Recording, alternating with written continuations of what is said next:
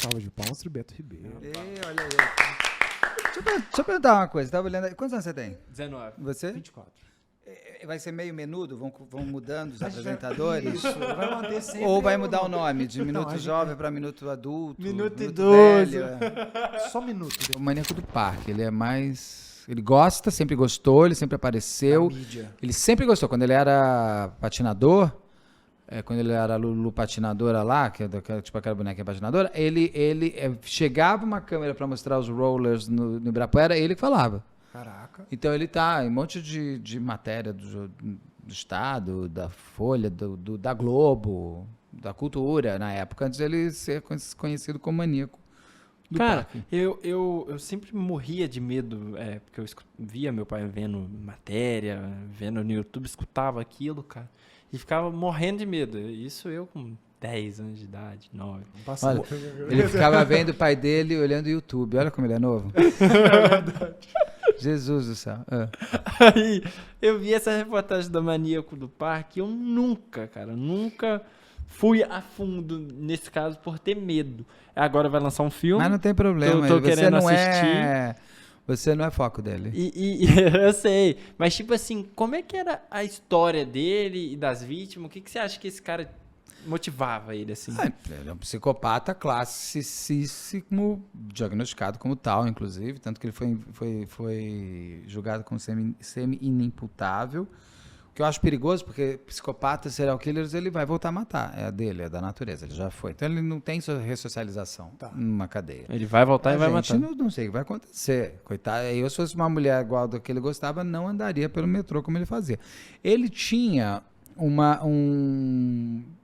eu acho que ele tinha uns 20 e pouco, ele estava bem na idade de começar. Ele, inclusive, ele tem um passado gay, inclusive. Ele tinha uns casos com os porteiros, com os caras. Porteiro sempre tá nessas ideias. Não, coitadinho dos porteiros, aqui por coincidência. ele tinha o zelador também e tal. Eu tenho tanto que o Ulisses me mandou, o Ulisses que tá fazendo o livro, né? E aí ele fica me mandando foto do inquérito, eu falo, para com isso, menina. Deixa, você vai me dar entrevista, você fala. Não me manda. É horrível. Que o porteiro fala que ele cheirava muito mal. O que acontece? Ele tinha uma fimose muito pesada. Tanto que quando ele é preso, aí ele opera, porque ele já estava gangrenando, inclusive. E essa fimose dele deixava ele com um pinto com um cheiro muito ruim. E o cara, inclusive, falava que era um cheiro muito forte do Francisco de Assis. Francisco de Assis, né? Aí então ele tem essa conexão também, ele passeia muito, mas eu acho que às vezes ele passeava pelo universo gay, mas para conseguir dormir em algum lugar, ter algum namorado mais velho, meio um sugar daddy da vida, para ele poder ter uma vida tranquila. Ter onde pousar. Assim. Daí ele vai morar com um cara, inclusive, que é meio estranho também, e é inclusive o nome desse cara que aparece atrás do cheque, que vai um dia aparecer lá na frente. Ele põe o telefone e põe o nome desse cara. Esse cara é o cara com quem ele morava. Por isso que ele põe esse nome. Ninguém fala. Eu falo, gente, isso até quem me conta é uma fonte que conheceu bem forte o Francisco. Aí, ele era um excelente patinador. Estou falando de 1998. Né? Entre 96 e 98, ele é preso em 98. Ele era um excelente patinador. Então, eles patinavam, eles faziam aqueles rollers pela Paulista à noite. Eles eram um grupo de patinadores conhecidos em São Paulo, na época e tal. Muitas matérias foram feitas com ele. Ele que era porta-voz praticamente, porque ele gostava de aparecer. Só que ele começa a colocar em prática, como bom psicopata. O psicopata, ele tem uma coisa que a Ana Beatriz Barbosa já me falou e todo mundo, que é a evolução dele, né? Um serial killer. Desculpa, quer que pegue mais coca pra você? Eu quero, se tiver. Troca essa aí com água. Porque o que ele tem? Ele tem o desejo dele vai sendo estruturado ao longo da vida. Ele não era de São Paulo, a gente não sabe quando que ele pode ter começado a matar, se ele começa inclusive a matar lá atrás. Parece que ele tinha uma namorada que deu o pé na bunda dele, e ele ficou chateadinho, e era exatamente... fisicamente a característica das mulheres que ele procurava. Mulheres mais morenas, do cabelo mais encaracolado e tudo mais. Ele começa, inclusive, essa moça, que foi uma das minhas fontes, ela conta que quando ela o conhece, ela ainda era muito nova, quando ela fica mais velha, porque ele tinha uma coisa assim, ele tinha até idade, ele gostava de 22, 25 anos e tal.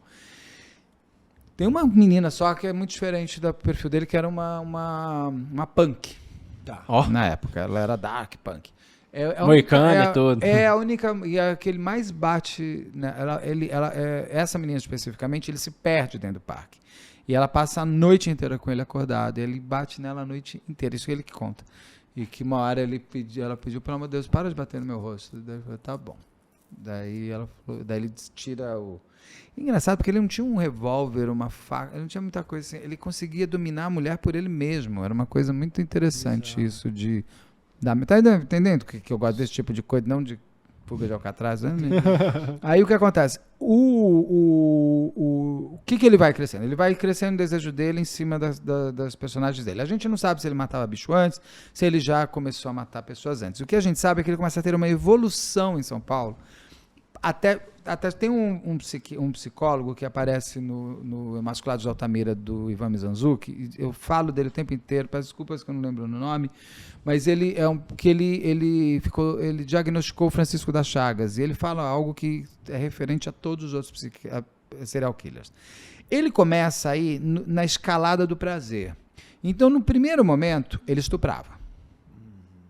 Primeiro ele pegava a menina e levava para lá e estuprava. Depois ele começa depois só o estupro não dá para ele aquele prazer. Até porque, como ele tinha fimose, ele não conseguia muitas vezes ter a penetração do jeito que ele queria ter. Ele passa até a vergonha disso. Aí ele começa a matar e aí estuprar. Então ele começa a ter a necrofilia. Ele mata e depois estupra. Aí ele começa a ter a necrofilia, ele começa a ter o canibalismo daqui a pouco, porque ele vai subindo, ele vai buscando aquele para entrar assim. Ele começou estuprando, tem uma menina até que consegue fugir pelada pelo meio da Anchieta. Tem várias que ficaram vivas, que reconhecem ele como estuprador. Porque até ele começar a matar, ele deixava vivas. Tem uma que ele falou assim, você conta até 2.000, hein? Aqui, sem sair. Se você não contar, eu vou saber, você vai ver só.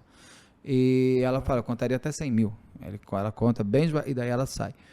Então, assim, ele começa na escada, ele começa a matar, depois ele começa a matar, estuprar, depois ele começa a matar, e depois que matava, ele deixava a mulher em posições sexuais para o corpo enrijecer já na posição sexual, porque depois de enrijecido, você não mexe mais no corpo de jeito nenhum, só você quebrar. Nossa. E aí ele voltava e ficava transando com a mulher morta durante vários dias, lambia o corpo dela todo, até começar a ter larvas, essas coisas, daí ele parava.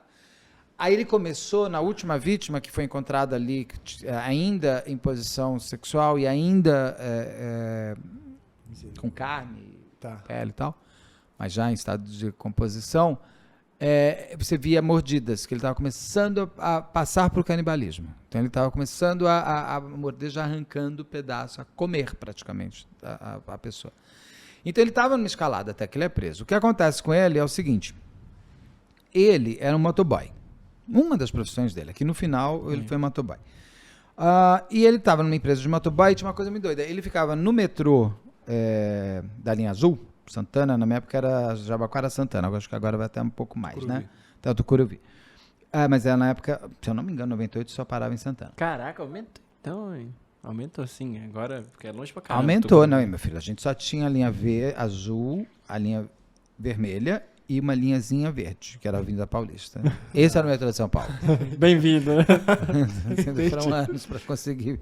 Não, hoje eu fico orgulhoso do metrô de São Paulo. Olha isso. Evoluíram. E tá aí.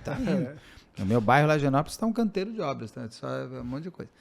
Aí ele ficava nesse metrô com uma máquina xereta, na época, era uma máquina fotográfica xereta. Aquelas que dão de aniversário. Não é aquela. Xereta era uma outra. É uma máquina porcariazinha de fotográfica.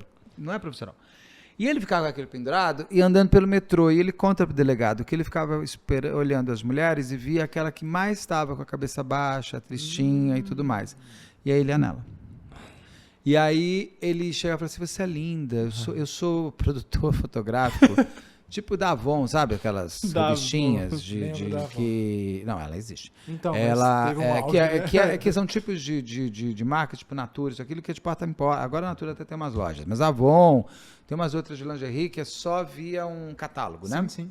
Você pede para representante. E ele é tão inteligente que ele percebe que aquela mulher comprava coisas por aquele catálogo. Então ele saca que ele entrava no universo dela e falava assim, olha, a gente está procurando, você é a pessoa exata, a gente tem que fotografar agora. Algumas ele marcava no dia seguinte, mas muitas vezes assim, você tem que fotografar agora, que a gente te leva lá, que a equipe já está toda esperando.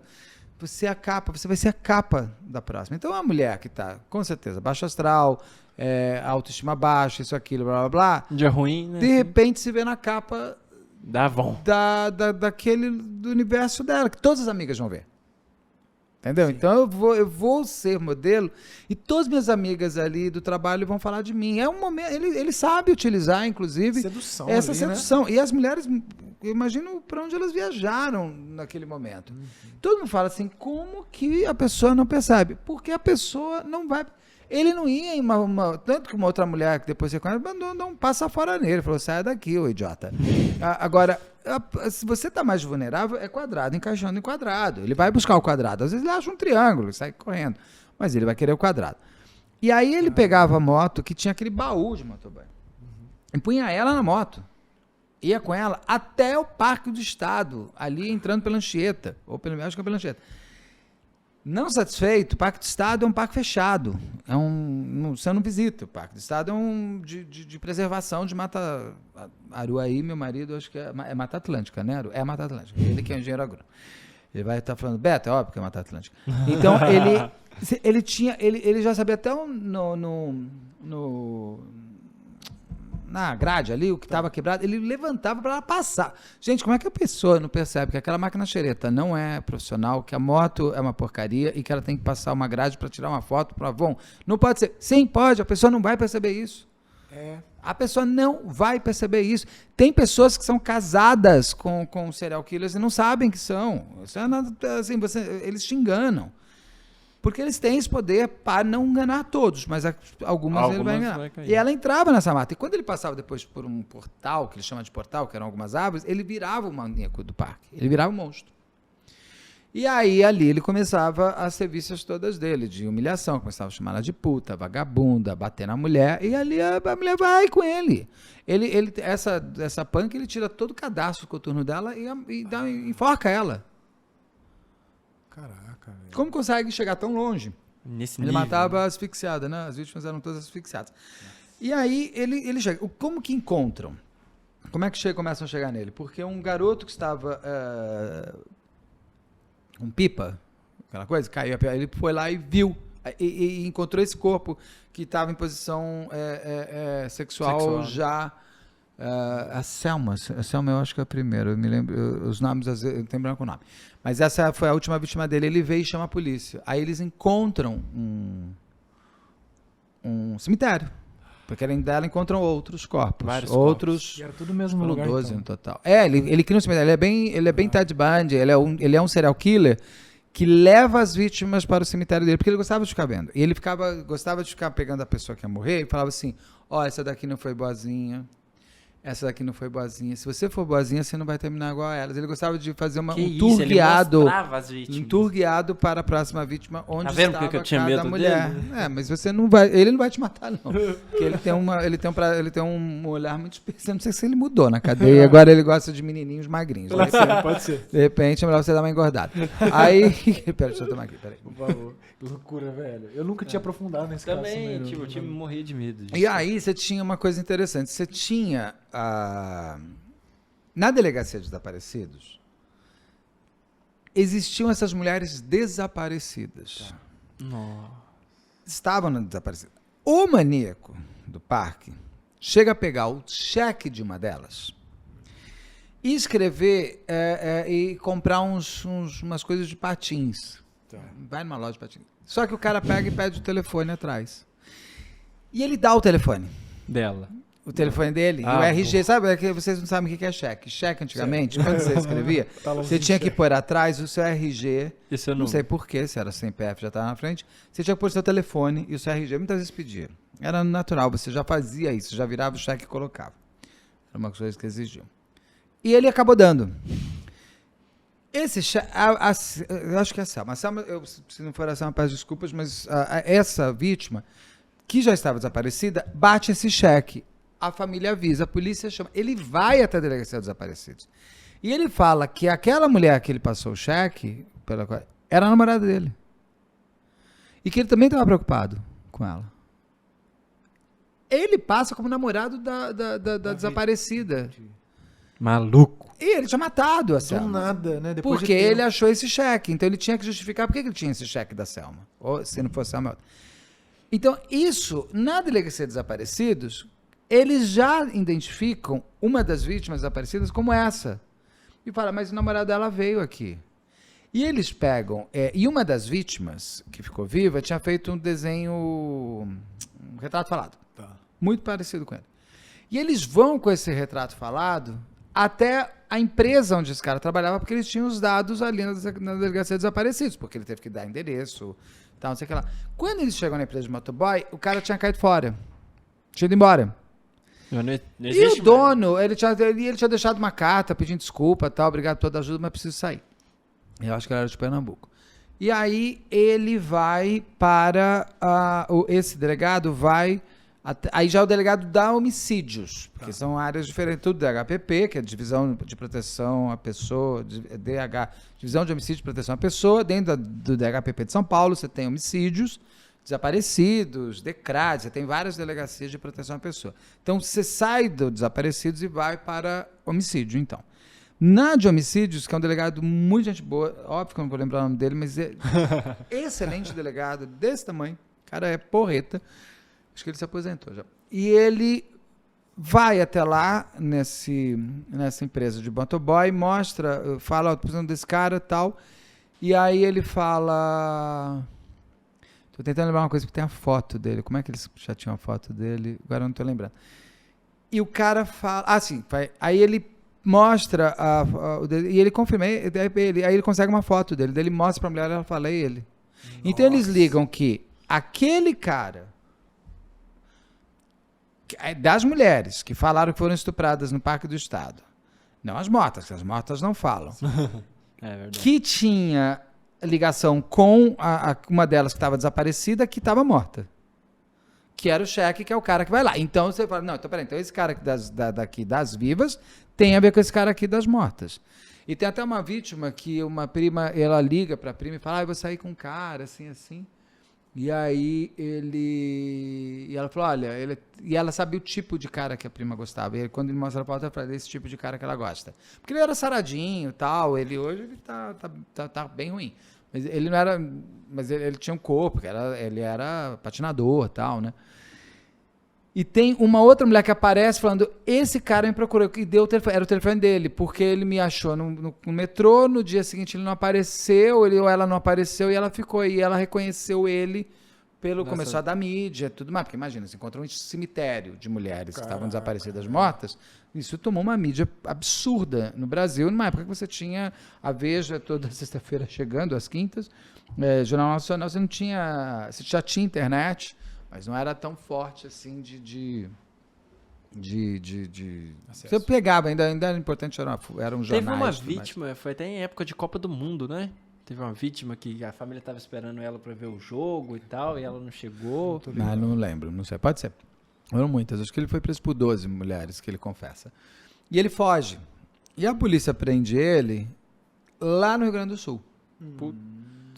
Aí quando ele volta, ele acaba sumindo e ele tem o prazer do psicopata serial killer de começar a mostrar os detalhes, inclusive a primeira vítima, que eu acho que é a Selma. Eu acho que a Selma é a primeira vítima, não é essa mulher que está ali. Né? Eu confundo nomes. Mas a primeira vítima, ou a Selma é aquela, ou a primeira vítima é a Selma. Agora realmente eu me perdi. Mas tem essa. A primeira vítima ninguém achava. E aí ele leva e mostra, tá aqui. Daí eles tiram e tá toda a ossada dela ali. Nossa. Mas uma coisa que é interessante, quando ele tá sendo preso lá no Rio Grande do Sul, tem um homem vendo pela televisão e fala assim, eu quero ser maior que ele. Olha. Aí ele começa a matar casais na praia do Cassino. Tanto que ele é o maníaco do cassino. E aí ele queria sair na capa da Veja igual o maníaco do parque. Ele até conseguiu. Ele saiu na Veja e com o enfermeiro da morte do Rio de Janeiro, que matou umas 100 pessoas. Não 100, acho que menos. Mas para transplante de órgãos e para funerária ganhar dinheiro. Tá. Então, ele saiu. Só que esse Maníaco do Cassino só existe em função do Maníaco do Parque. Tanto que o Maníaco do Parque é preso em 98, esse Maníaco do Cassino é preso já em janeiro de 99. Ele estava atazanando ali a praia do Cassino no Rio de Janeiro. Ele matava casais. No Rio Grande do Sul. Ele matava, mas ele não tinha... Ele matava casais porque era mais fácil pegar, porque ali é uma praia, eu não conheço, mas pelo que eu pesquisei, me explicaram, o promotor me explicou, é uma praia gigantesca, uma praia que existe no Brasil, de extensão e tudo mais, liga várias cidades. E você vai de carro até o mar. Tá. Uma praia, uma extensão muito grande. Entendi. Então os casais usavam essa praia para transar. Então não é que ele queria casais, é que era muito mais fácil pegar o casal e matar e roubar. Totalmente premeditado, ele tinha um punhal. Tá. Um punhal já é uma premeditação absurda, porque, para explicar, isso eu sempre explico, quem me ensinou foi a doutora Rosângela Monteiro.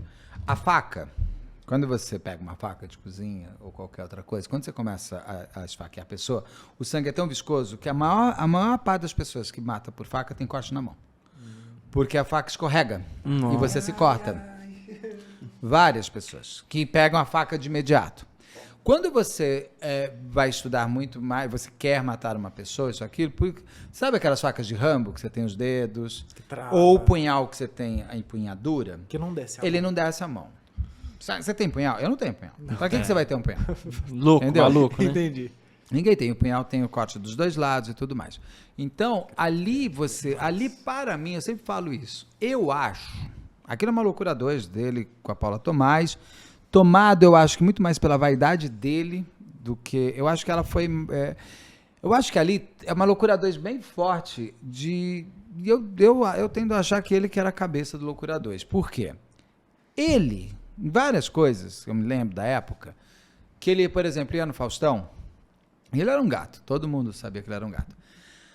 Ele ia no Faustão, no Sexolândia, que tinha um quadro chamado Sexolândia, e ele falava que ele era solteiro. Porque era muito mais legal ele falar que é solteiro, na lado do John Lennon, que ninguém tem que saber que eu sou casado. Só que ele era casado com a Paula Tomás, ela já estava grávida. Então ele já mentia algumas situações publicamente, até para não para abarcar mais pessoas para o público dele. Ele não era um ator ruim, principalmente para os padrões da época. Ele era muito bonito, ele era um bom ator e ele estava fazendo direito ao seu papel. Só que ele não queria dar tempo ao tempo. Você precisa de tempo. E psicopatas, conforme já Ana Beatriz, todo mundo já me explicou, psicopatas não gostam do tempo, porque eles acham que eles têm que ter tudo agora. Tá bom. Né? Eles não esperam a maturidade. Então, ele começa a primeira novela dele, séria, de fazer, que é o de Corpo e Alma, e da Glória Pérez, e ele já queria estar aqui. Só que na sinopse já se falava que o Fábio Assunção era o protagonista, que ele ia terminar com a Yasmin, que era a Daniela Pérez, que o Bira era do núcleo de cômico, por onde passava a Daniela Pérez, que era sambista, sei lá, dançarina, e que ela teria um caso com o Bira, até para a trajetória de herói mesmo, ela tem um grilo falante para entregar para o Fábio Assunção. Pelo que eu sei, pelo que me falam, pelas pessoas que eu conheço, eu entrevistei a melhor amiga dela, a Juliana, que é minha amiga hoje, a Juliana Leite. Beijo, Juliana. A Juliana falou, Beto, se ela tivesse caso com o Guilherme de Pádua, ela teria me contado. Teria contado para as amigas. E é o tipo de conversa que a gente teria tido. Entendi. E eu vou te falar, se ela tivesse tido um caso com o Guilherme de Pádua, talvez fosse até mais fácil entender esse crime. Porque aí você encaixa tudo muito mais perfeito. Amante, O mais complicado desse crime é que entender ele é entender o nada, porque ela morreu por nada. Ela morreu por uma ideia idiota de um idiota. Entendi. Porque ela não tinha. Então, assim, vamos lá, tem um caso, não justifica nada. Tá. E ela foi duplamente morta, a Daniela, porque depois falavam muito disso, e quase como uma justificativa para a morte dela. Entendeu? Além de tudo, a imagem, a moral dela foi abaladíssima. Imagina, o Raul Gazola, coitado do marido dela, ainda saindo de corno idiota. A mãe tendo que enterrar uma filha, ainda tendo que salvar a imagem dela. É de uma crueldade atroz esse tipo de coisa. Cara. Então, dentro dessa... É um crime louco, mano. Não, é um crime sem explicar. É um crime sem... Não existe... A motivação é a idiotice dele. Porque, para mim, eu tento achar alguma história. Ele tinha na cabeça dele que, tendo a Daniela Pérez... Talvez ele até tenha tentado alguma coisa com ela. Porque ele podia tentar o sexo como arma. Isso é típico do psicopata. Tá. Usar até o sexo. E ele era bonito, muito bonito, por sinal, na época. Era ganhão Ele de fez novelas, Blue assim. Jeans, uma peça de teatro à época, que era uma peça gay, era uma das primeiras peças gays. Ele chega a quebrar a mão de ator para ver se ficava no papel. Ele fazia coisa, ele tinha um estilete, alguma coisa que ele cuidava do próprio ali, e ele põe um estilete verdadeiro, um estilete, uma faca. Era o Maurício Matar, se não me engano, e o Fábio Assunção, ele quase corta o cara. Então ele fazia coisas já de uma forma. Claro, tinha umas coisas idiotas místicas deles, que ela levava uma santa, essa Paula Tomás, ficava com a santa olhando para ele no teatro. Sei lá, ele era dos Leopardos também. Então ele tinha um universo muito próprio. Ele tinha uma tatuagem da mulher no pinto. Ela tinha uma tatuagem. Ele tinha uma. A piada sempre, era o nome inteiro ou era só Paula? Não sei, né? Tem que perguntar pra ele. Ela tinha uma tatuagem na virilha, tal, essas coisas. Com o nome dele e tal. E aí.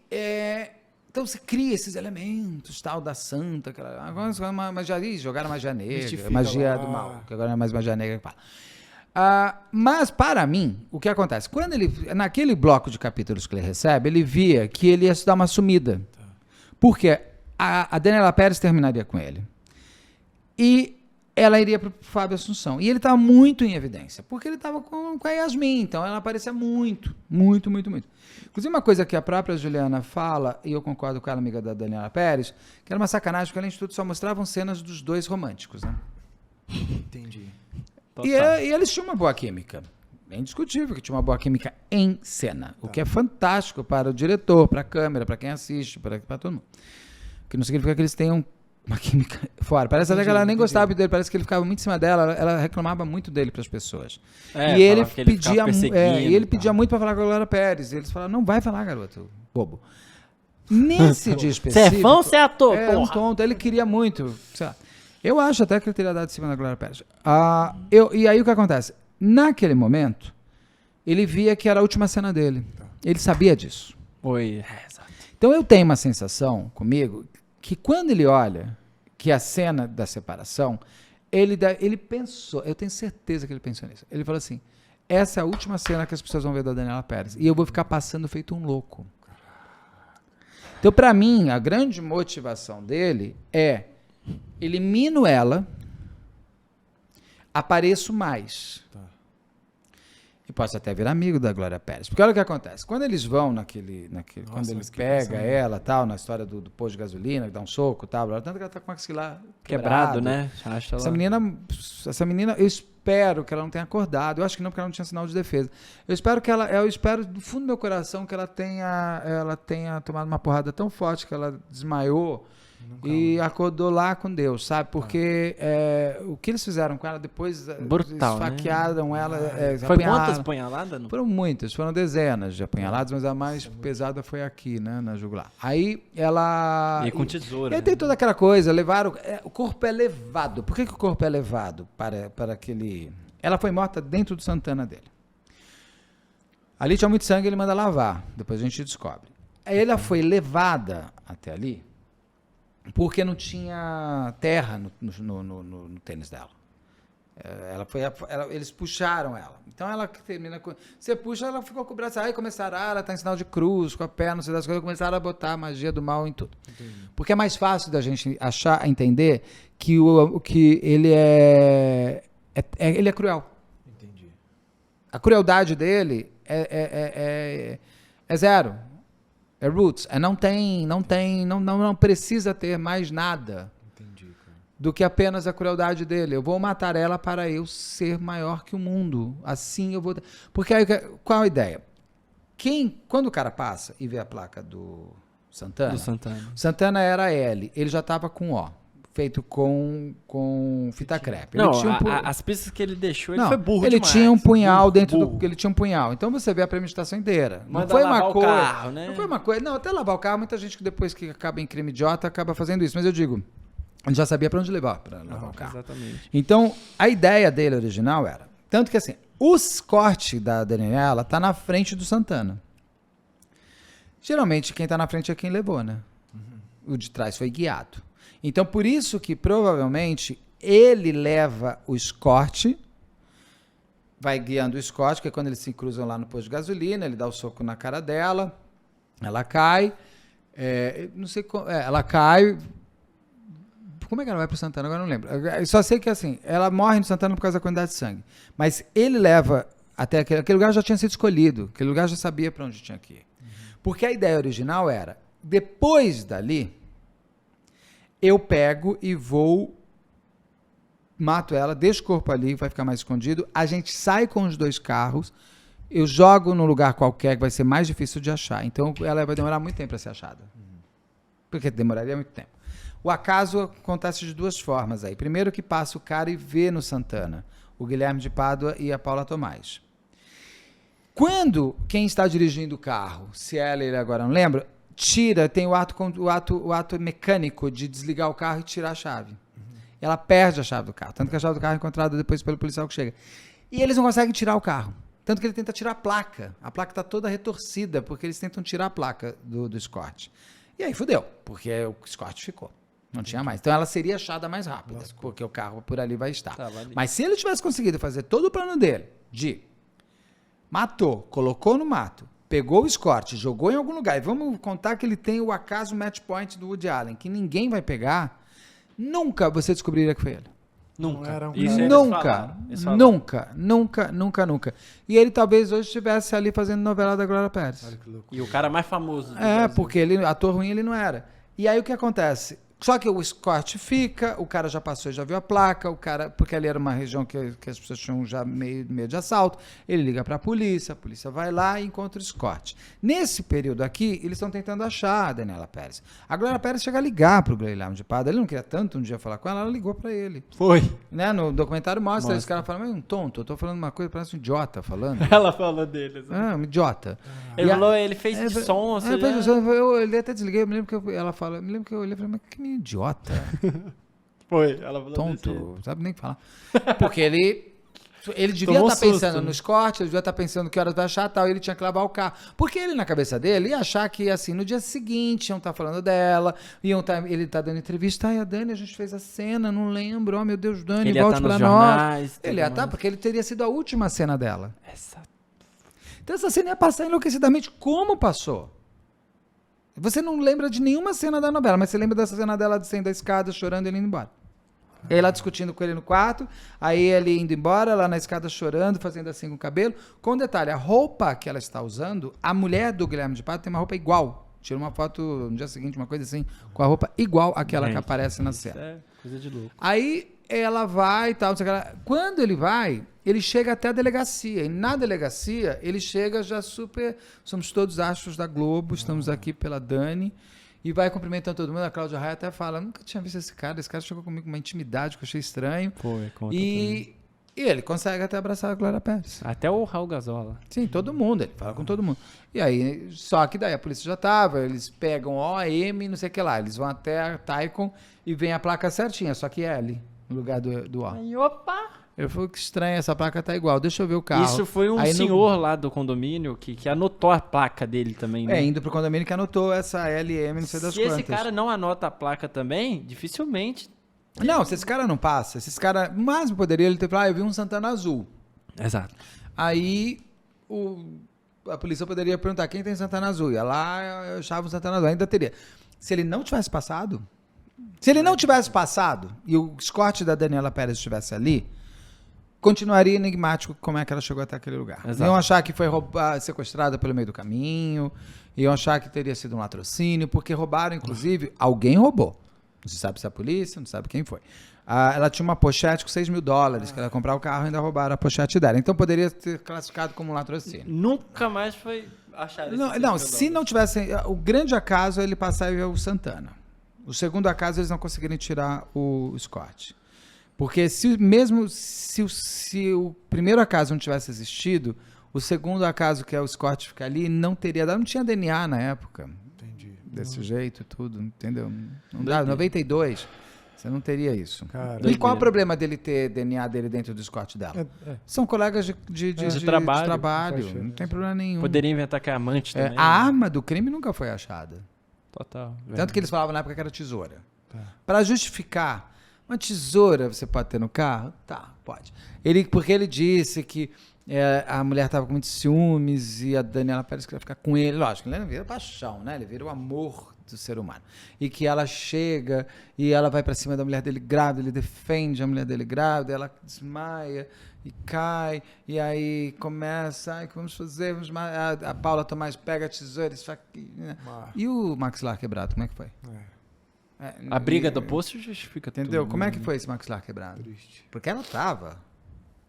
A boca dela vai parar aqui. Caraca. Foi uma porrada muito forte que essa garota levou. Mas muito forte. Ela tava com o olho meio roxo. Aquela menina apanhou, aquela menina sofreu. Mas, de novo, eu espero que a primeira porrada que ela tenha levado, ela tenha já se desligado. Pra não ter sentido nada. Porque deve ser aterrorizador para uma pessoa ver o que está acontecendo com ela e não tem como fazer. E ela não tem sinal de defesa, né? O sinal de defesa ela é muito clássico. A gente até que chega a ser amputado a mão, porque você vai pondo, o cara vai fazendo assim. Total. Tem uma frase que eu já ouvi, e pela sua experiência em crimes, né? Que é o seguinte: a oportunidade faz o criminoso, né? A oportunidade faz o ladrão. A oportunidade faz o ladrão, Na maioria dos crimes, cara, geralmente é algo pensado, ou geralmente essa frase funciona. Pô, foi a oportunidade que o cara teve pra fazer alguma coisa. Como que é isso? Você tem que ter internamente em você algum assassino pra chamar de seu, né? No mínimo você tem que ter essa predisponibilidade de matar uma pessoa.